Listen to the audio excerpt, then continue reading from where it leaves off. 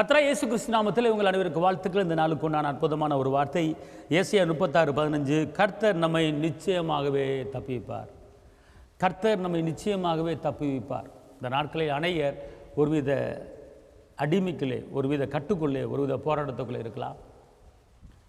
அதிலிருந்து தப்புவிக்க வழி தெரியாமல் தவித்து கொண்டிருக்கலாம். ஒருவித பலவீனத்திலே, ஒருவித நிரந்தர பலவீனத்திலே நீங்கள் இருக்கலாம், தப்ப முடியாமல். ஒருவித கடன் பிரச்சனையிலே நீங்கள் இருக்கலாம், தப்ப முடியாமல். ஒரு சில மனிதரிடத்தில் அடிமைத்தனப்பட்டு தப்ப முடியாமல், விடுதலை இல்லாமல் இருக்கலாம். ஆனால் கர்த்தர் இன்னைக்கு சொல்கிறாரு, நிச்சயமாகவே நிச்சயமாகவே உங்களை தப்புவித்து உங்களுக்கு ஒரு விடுதலையான வாழ்க்கை வாழ வைக்க போகிறேன் என்று அவர் சொல்கிறார்.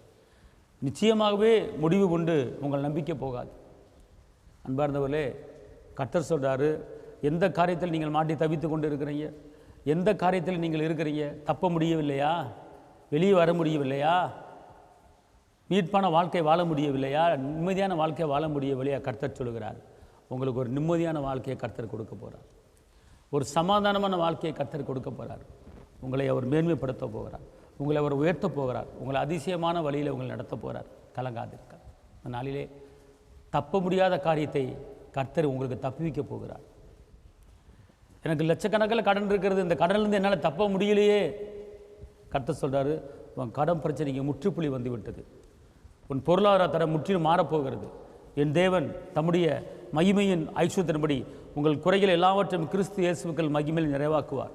பழையவைகள் ஒளிந்து போயின, எல்லாம் பொய்தாயின. உங்கள் துக்க நாட்கள் முடிந்தது, இனி தீங்கே காண மாட்டீர்கள். அவரை நோக்கி பார்த்த முகங்கள் பிரகாசமடைந்தன.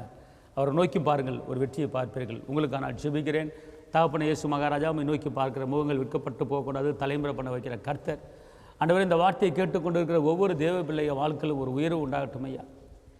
எத்தனையோ குடும்பத்தில் பலவீனத்தில் மாட்டி தவித்து கொண்டிருக்காங்க, சுகத்தை தாங்க.